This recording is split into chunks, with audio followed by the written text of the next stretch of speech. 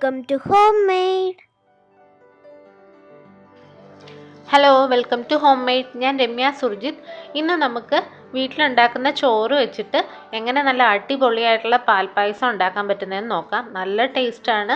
നമുക്ക് സാധാരണ നമ്മൾ ഉണ്ടാക്കുന്ന പാൽപ്പായസം പോലെ തന്നെ നല്ല ടേസ്റ്റ് ആയിട്ടുള്ള പായസം തന്നെ നമ്മൾ ഈ ബാക്കി വരുന്ന ചോറൊക്കെ വെച്ചിട്ടുണ്ടാക്കിയാലും കിട്ടും. അപ്പോൾ അതെങ്ങനെ ഉണ്ടാക്കുന്നതെന്ന് നോക്കാം. അതിന് മുന്നേ നിങ്ങൾ ആദ്യമായിട്ടാണ് എൻ്റെ വീഡിയോ കാണുന്നതെങ്കിൽ സബ്സ്ക്രൈബ് ചെയ്യാൻ മറക്കരുത്. അതുപോലെ തന്നെ തൊട്ടടുത്തുള്ള ബെൽ ബട്ടൺ ക്ലിക്ക് ചെയ്യുക. എന്നാൽ മാത്രമേ ഞാനിടുന്ന വീഡിയോസിൻ്റെ നോട്ടിഫിക്കേഷൻ നിങ്ങൾക്ക് കൃത്യമായി കിട്ടുകയുള്ളൂ. അപ്പോൾ നമുക്ക് എങ്ങനെ ഉണ്ടാക്കുന്നതെന്ന് നോക്കിയിട്ട് വരാം.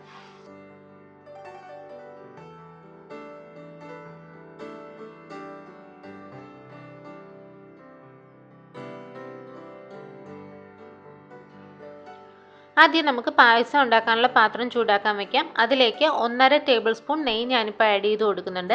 ഞാൻ ആകെ ഇതിനകത്ത് ഈ 1.5 ടേബിൾ സ്പൂൺ നെയ്യ് മാത്രമേ ചേർക്കുന്നുള്ളൂ, കൂടുതൽ നെയ്യൊന്നും ചേർക്കുന്നില്ല. അപ്പോൾ ആദ്യം നെയ്യ് ചൂടാക്കാൻ വെക്കുക. ഇനി നമുക്ക് ഇതിനകത്തേക്ക് അണ്ടിപ്പരിപ്പും കിസ്മിസും ഒന്ന് ചേർത്ത് വറുത്തെടുക്കണം. ആദ്യം നമുക്ക് അണ്ടിപ്പരിപ്പ് ഇട്ട് കൊടുക്കാം. ഞാനൊരു 50 ഗ്രാം അണ്ടിപ്പരിപ്പാണ് ഇതിന് വേണ്ടിയിട്ട് എടുത്തിട്ടുള്ളത്. അണ്ടിപ്പരിപ്പ് ചേർത്തതിന് ശേഷം ഒന്ന് ചൂടായി ചെറുതായിട്ട് കളർ മാറി വരുന്ന സമയത്ത് നമുക്ക് അതിലേക്ക് തന്നെ കിസ്മിസും കൂടെ ചേർത്ത് കൊടുക്കാം.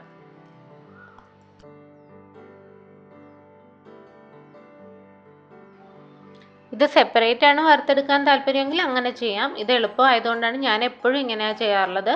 അണ്ടിപ്പരിപ്പിന് ചെറുതായി കളർ മാറി തുടങ്ങുമ്പോഴേക്കും അതിനകത്തേക്ക് കിസ്മിസും കൂടി ഇട്ട് ഒരുമിച്ച് നമുക്ക് വറുത്ത് കോരി മാറ്റി വയ്ക്കാം.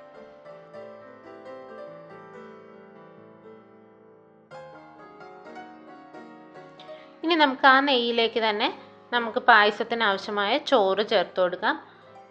ഞാനിപ്പോൾ ഇവിടെ സുരേഖ അരിയാണ് എടുത്തിട്ടുള്ളത്. സുരേഖ അരിയുടെ ചോറാണ്. നിങ്ങൾ ഏത് ചോറാണോ യൂസ് ചെയ്യുന്നത് അത് ചേർത്താൽ മതി.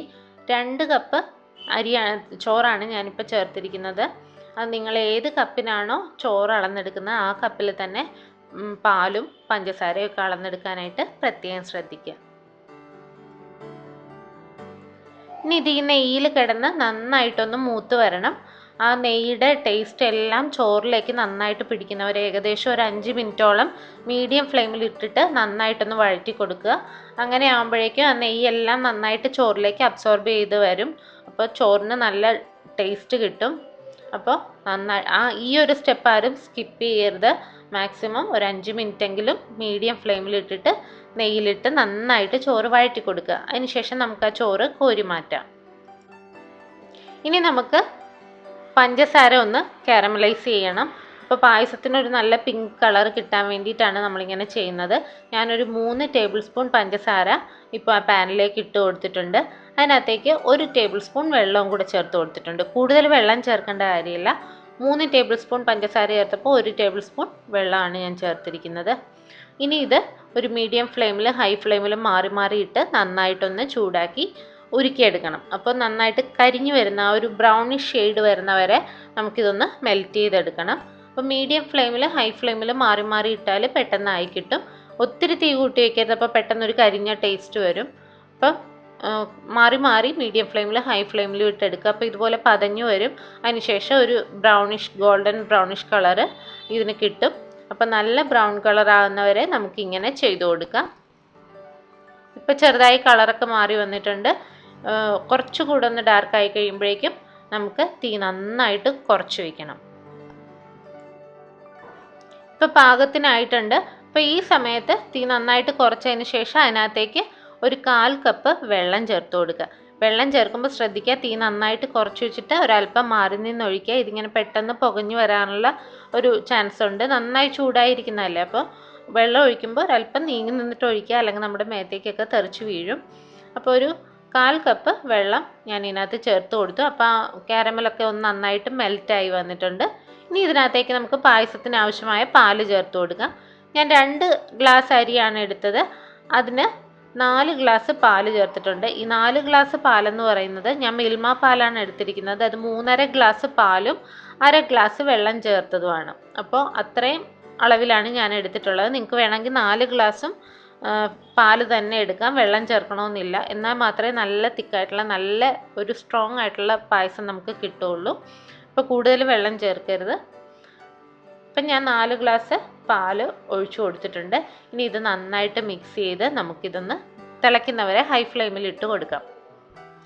നന്നായിട്ട് തിളച്ച് തുടങ്ങുന്ന സമയത്ത് ബബിൾസ് ഒക്കെ വന്ന് തുടങ്ങുന്ന സമയത്ത് നമ്മൾ വറുത്ത് വെച്ചിരിക്കുന്ന ചോറ് ഇതിനകത്തേക്ക് ചേർത്ത് കൊടുക്കാം. അതിനുശേഷം ഇതിനെ നന്നായിട്ട് ഇളക്കി കൊടുത്തുകൊണ്ടേ ഇരിക്കുക. മീഡിയം ഫ്ലെയിമിൽ ഹൈ ഫ്ലെയിമിൽ മാറിയിട്ട് ഇതൊന്ന് നന്നായിട്ട് കുറുകി വരുന്നവരെ നമ്മൾ ഇളക്കി കൊടുക്കുക. ഒരു 1/4 ഭാഗത്തോളം പാല് തിളച്ച് വറ്റി വരുന്ന ഒരു അവസ്ഥ വരെ നമ്മളിങ്ങനെ ഇളക്കി കൊടുത്തുകൊണ്ടേ ഇരിക്കുക. ഇപ്പോൾ ഏകദേശം 1/4 ഭാഗം പാല് തിളച്ച് വറ്റിയിട്ടുണ്ട്. അപ്പോൾ നമ്മുടെ ചോറൊക്കെ ഇങ്ങനെ പൊങ്ങി കാണാൻ തുടങ്ങുന്നുണ്ട്. ഇതാണ് ആ ഒരു കറക്റ്റ് പരുവം. ഈ ഒരു പരുവാകുമ്പോൾ നമുക്ക് ഇതിനകത്തേക്ക് പഞ്ചസാര ചേർത്ത് കൊടുക്കാം. ചോറ് പ്രത്യേകിച്ച് വേകുന്നൊന്നും നമ്മൾ നോക്കണ്ടായിരുന്നു, നമ്മൾ വെന്ത ചോറല്ലേ, അപ്പോൾ പിന്നെ വേവിൻ്റെ പ്രശ്നമില്ല. ഇനി ഇതിനകത്തേക്ക് ഞാൻ 1 കപ്പ് പഞ്ചസാരയാണ് ചേർത്തിരിക്കുന്നത്. നേരത്തെ അളന്ന അതേ ഗ്ലാസ്സിൽ തന്നെ 1 ഗ്ലാസ് പഞ്ചസാര. ഇത് നല്ല മധുരമുള്ള പായസമാണ് ഞാൻ ഉണ്ടാക്കിയിരിക്കുന്നത്. നിങ്ങൾക്ക് മധുരം കുറച്ച് മതി എന്നുണ്ടെങ്കിൽ ഒരു 1/4 കപ്പ് അല്ലെങ്കിൽ 1/2 കപ്പ് പഞ്ചസാരയൊക്കെ ചേർത്താൽ മതിയാവും. അത് നിങ്ങളുടെ ഇഷ്ടം. ഇനി ഇതിനകത്തേക്ക് ഞാനൊരു 5 ഏലക്ക ചതച്ചത് അതിൻ്റെ തൊലി കളഞ്ഞിട്ട് ചേർത്തിട്ടുണ്ട്. ഇത് നന്നായിട്ടൊന്ന് മിക്സ് ചെയ്ത് കൊടുക്കുക. പഞ്ചസാര നന്നായി മെൽറ്റായി വരുന്നവരെ തിളപ്പിക്കുക. അതിനുശേഷം നമുക്ക് ഇതിനകത്തേക്ക്, ഇത് ഓപ്ഷണലാണ്, ഞാനൊരു 2 ടേബിൾ സ്പൂൺ കണ്ടൻസ്ഡ് മിൽക്ക് ചേർക്കുന്നുണ്ട്, മിൽക്ക് മെയ്ഡ്. നിങ്ങൾക്കത് വേണമെങ്കിൽ ചേർത്താൽ മതി. ഇതും കൂടെ ചേർത്ത് കഴിഞ്ഞാൽ കുറച്ചുകൂടെ ടേസ്റ്റ് കിട്ടും. അതിന് വേണ്ടിയിട്ടാണ് ഞാനത് ചേർക്കുന്നത്. അപ്പോൾ നിങ്ങൾക്കത് ഇല്ലയെന്നുണ്ടെങ്കിൽ അത് ചേർക്കേണ്ട യാതൊരു കാര്യവുമില്ല. പഞ്ചസാരയുടെ മധുരം മതിയാവും, നല്ല ടേസ്റ്റാണ് അങ്ങനെ കഴിച്ചാലും. അപ്പോൾ ഞാനൊരു 2 ടേബിൾ സ്പൂണേ ചേർത്തിട്ടുള്ളൂ. ഇനി ഇത് നന്നായിട്ട് ഒന്നുകൂടെ തിളച്ച് വരുമ്പോഴേക്കും നമുക്ക് ഓഫ് ചെയ്യാം. ഇപ്പം അതേ വീണ്ടും നന്നായിട്ട് തിളച്ച് വന്നിട്ടുണ്ട്. ഇപ്പം നല്ല പാകത്തിനായിട്ടുണ്ട്. ഇനി നമുക്ക് തീ കുറച്ച് വയ്ക്കുകയോ ഓഫ് ചെയ്യുകയോ ചെയ്യാം. അതിന് ശേഷം നമ്മൾ വറുത്ത് വെച്ചിരിക്കുന്ന അണ്ടിപ്പരിപ്പും കിസ്മിസും ഇതിനകത്തേക്ക് ചേർത്ത് ഇളക്കി കൊടുക്കുക.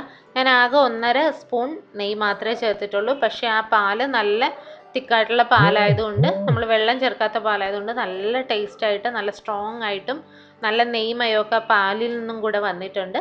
അപ്പോൾ നല്ല അടിപൊളി പായസമാണ്. ഇതിൻ്റെ ടേസ്റ്റ് നിങ്ങളൊന്ന് ചെയ്ത് നോക്കിയാലേ അറിയാൻ പറ്റുള്ളൂ. സൂപ്പർ പായസമാണ്. എല്ലാവരും ട്രൈ ചെയ്ത് നോക്കുക. ഇഷ്ടപ്പെട്ടാൽ ലൈക്ക് ചെയ്യാനും സബ്സ്ക്രൈബ് ചെയ്യാനും കമൻറ്റ് ചെയ്യാനും ഷെയർ ചെയ്യാനും മറക്കരുത്. പുതിയ വീഡിയോസായി നമുക്ക് വീണ്ടും കാണാം. താങ്ക്